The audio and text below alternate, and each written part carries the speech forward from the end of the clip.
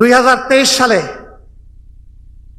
নাকি 2024 সালে গেল রমজানে আমরা সোনারগাঁও হোটেলে ছোট্ট একটা আয়োজন করেছিলাম। আমরা আমাদের দলের নামেই বুকিং দিলাম। কর্তৃপক্ষ আমাদেরকে অনুরোধ করলো,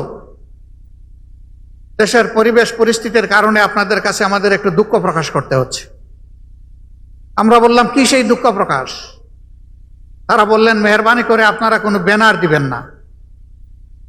আমরা বললাম, ঠিক আছে, আমরাই আমাদের ব্যানার আমরা দিব না। বললো, তাইলে আর কোনো অসুবিধা নেই।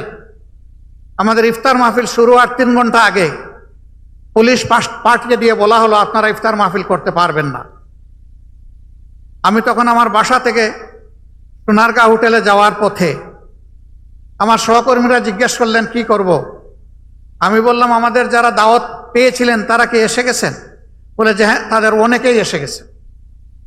আমি বললাম যে তাদেরকে বলে দিন আমাদের মেহমানরা এসে গেছেন, পারলে তোমরা বের করে দাও, আমরা কাউকে এখান থেকে বিদায় দিতে পারবো না এবং আমি আসছি। আল্লাহ যেন সেই পর্যন্ত আমাকে হায়াত দেন আর আপনারা অপেক্ষা করেন। আমি যাওয়ার পরে জিজ্ঞেস করলাম, আমাদের অপরাধ কি? বলে যে স্যার, আপনাদের কোনো অপরাধের বয়ান আমরা দিতে পারবো না, আমরা প্রচন্ড চাপে আছি। আমি বললাম, সেই চাপটা কে দে? ওই যে উপর মহল থেকে। আমি বলি যে আমি কোনো উপর মহল মানি না, এটা আমার নাগরিক অধিকার। আমি কোনো অবৈধ পার্টি নয়, আমি কোনো নিষিদ্ধ পার্টি নয়, আমার এখানে অধিকার রয়েছে।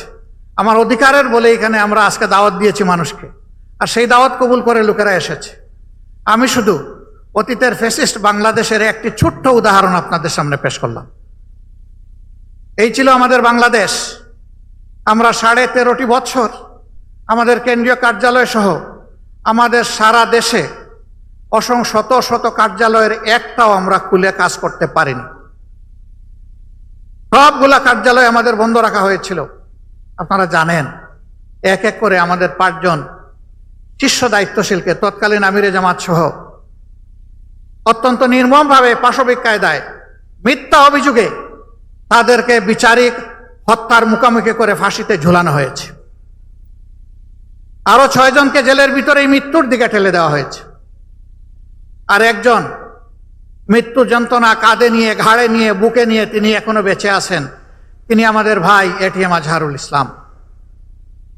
বাংলাদেশের মজলুমরা মুক্তি পেয়েছে 5ই আগস্ট, কিন্তু আমার ভাই আজহারুল ইসলাম এখনো মুক্তি পাননি। আমরা এই পাথর এখনো বুকে বহন করে চলছি। আইনের পেশ দিয়ে কেনই বিলম্ব আমরা বুঝতে পারছি না। আমরা চাই যাদের উপরে জুলুম হয়েছে তাদের একজন মানুষের জন্য আর জেলের ভিতরে না থাকে, এবং সেই সাথে অবিলম্বে আমাদের ভাইকে যেন সসম্মানে আমাদের বুকে ফিরিয়ে দেওয়া হয়। সম্মানিত ভাইরা, শুধু 11 জন দায়িত্বশীল নেতা নন, শত শত কর্মী নির্মমভাবে তাদেরকে হত্যা করা হয়েছে।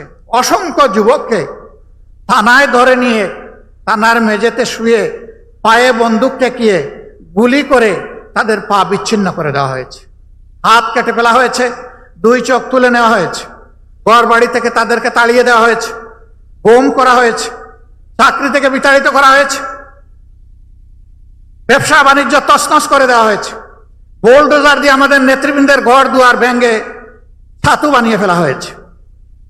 আমরা সেই কষ্টগুলা বুকে বহন করে চলছি। শুধু কি আমরা না, গোটা জাতি।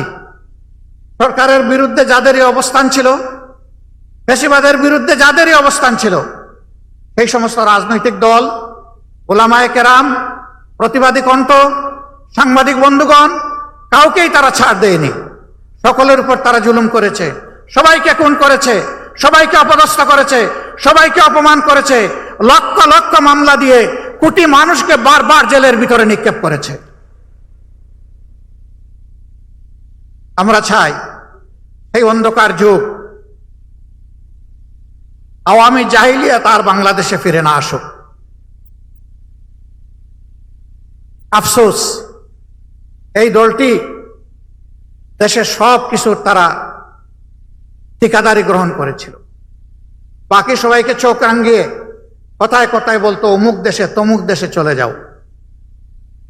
না, আমাদের হাতে কোনো ভিসাও তুলে দেয়নি, আর কোনো টিকিটও দেয়নি, কিন্তু প্রায়ই আমাদেরকে শাসাতো, সবাইকে, সারা জাতিকে। আল্লাহর কি ইচ্ছা, এখন কোনো কিছুর প্রয়োজন নাই। পিছনের দিকে তাকানোরও সময় ছিল না, দুপুরের ভাত খাওয়ারও সময় হয়নি। দেশ ছেড়ে তারাই বরঞ্চ চলে গিয়েছেন। আমরা যাব না কোথাও। এদেশ আমাদের প্রিয় দেশ, এটি আমাদের জন্মভূমি। আল্লাহ তাআলা এখানে আমাদেরকে পয়দা করেছেন। এই দেশ ছেড়ে পালানোর আমাদের কোনো প্রয়োজন নেই। এই দেশ ছেড়ে যারা, তারাই পালাবে যাদের এই দেশের প্রতি ভালোবাসা এবং দায় নেই।